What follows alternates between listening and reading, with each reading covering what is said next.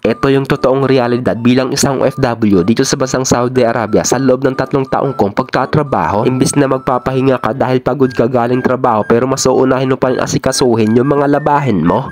Hi guys, for today's video, a day in my life muna tayo. Bilang isang OFW dito sa bansang Saudi Arabia ay gumigising nga ako ng maaga. Sa mga oras na to, alas 10 na ng gabi dahil pang night shift yung duty natin. At unang-una ko nga ginagawa pagkabangon ko sa higaan ay inaayos ko muna yung unan at tinutupik ko ng maayos yung kumot. Dahil hindi naman tayo sawa para iwan lang dyang nakakalat. Pero pansin ko nga may mga tao din talaga na tamad magligpit ng pinaghigaan nila. Pero hindi ko naman nilalahat dahil yung iba naman ay masipag magligpit, parang ako lang. Anyways guys, bago pa tayo malate sa trabaho ay kinuha ko na nga rin pala itong tuwalya. Sa mga punto nga nito ay mailigo muna ako, tapos kinuha ko na nga rin pala itong pang ibaba ko. Medyo matagal-tagal rin kasi ako matapos maligo, siguro inaabot ako ng mga 1 oras doon sa loob ng banyo. Alam nyo na kung anong ginagawa doon sa loob ng banyo? Charot lang, baka nag-overthink ka. Anyways guys, makapasok na nga lang dito sa kwarto sa banyo para makaligo na. Hinubad ko na nga rin pala itong damit ko pero hindi ako maghuhubad lahat dito, baka makita nyo. Binuksan ko na nga rin pala itong gripo para makapag-ipon na ako ng tubig. Mainit yung panahon ngayon kaya yung unang labas ng tubig ay mainit. Nakakapanot kasi ng buhok kapag diniretso mo pagbuhos sa ulo mo. Kaya pagkatapos ng kontrata mo dito at pag uuwi ka ng Pilipinas ay wala ka ng buhok. Ang importante ay na-experience mo magtrabaho dito sa bansang Saudi Arabia. Pagkatapos ko nga pala maligo ay dumiretso na nga rin pala ako dito sa kwarto para makapagbihis na. Mabilis ang bihis na nga rin pala ito kaya nagsuot na rin ako ng sapatos. Ganito ang buhay OFW dito sa bansang Saudi Arabia at hindi madali. Kaya kung gusto mo mag-ibang bansa ay pag-isipan mo muna ito ng 100 times yung hindi ka nagdadalawang isip. Dahil kapag nandito ka ay wala mag-aalaga sa'yo kundi ang tanging sarili mo lang. Syempre kapag nagkasakit ka hindi mo naman pwede tawagin yung kapitbahay mo para asikasuhin ka or alagaan. Dahil ang mga tao nga dito ay busy rin sa pagtatrabaho at wala rin pahinga. So anyways guys, tamang spray nga lang din pala ako para mabango tayo pag lumabas. Binuksan ko na nga rin pala itong pinto para makalabas na, baka malate pa tayo sa trabaho. Pero kahit malate sa trabaho ay hindi naman masyadong mahigpit. Wag lang maiwanan ng sasakyan dahil wala tayong masasakyan na service. Dahil ang oras nga ng pasok natin ay 12 AM ng madaling araw hanggang 9 AM ng umaga. 8 hours lang yung duty namin pero minsan ay nag-overtime kami ng 2 oras. Kaya minsan nakakauwi kami ng 11 AM. Pero hindi na rin masama dahil nakakapag-overtime tayo ng 2 hours kada araw at malaking bagay na rin yun. Syempre pambili rin ng grocery yun, lalong lalo na mahal ang internet dito. At dahil nandito na nga ako sa labas ay niyaya ko muna yung kasama ko para mag-chai. Ganito nga rin pala ang ginagawa namin ng kasama ko habang nag-aantay kami ng service.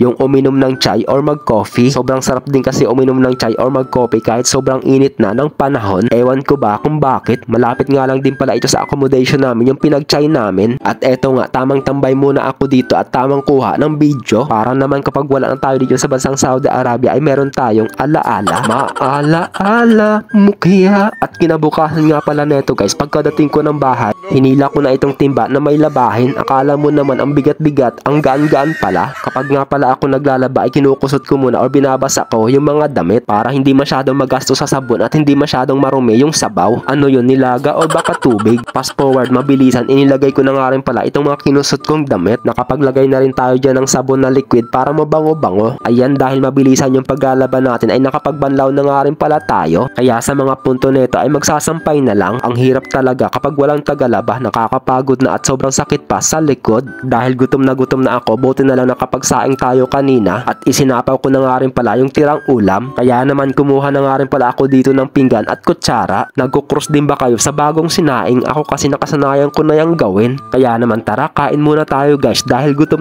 na ako. Bali ang ulam nga pala natin for today's video dahil wala tayong luto serye. Itong tirang ulam na chicken curry bigay ng kasama ko. Nakakapagod na kasi mag-asikasong magluto lalo na kapag pagod na pagod ka sa paglalaba. Buti na lang talaga may ulam at kanin kaya wala na tayong pagluto at saka iwas gawain din. So ayun guys, hanggang dito na nga lang din pala ang mini vlog natin for today's video. Kaya naman kung nagustuhan nyo ang video, paki-follow, like, share, comment ang munting page natin para alam ko kung saan na ito nakakarating. Thank you for watching. God bless po sa inyong lahat at mag-iingat palagi.